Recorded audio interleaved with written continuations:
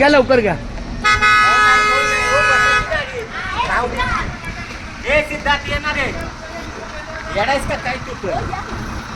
अरे पण पुढे जरी बसलो तरी गाडी पुढे जाणारच आहे की. पुढे बसा पाठीमागे गाडी लागली ते चला.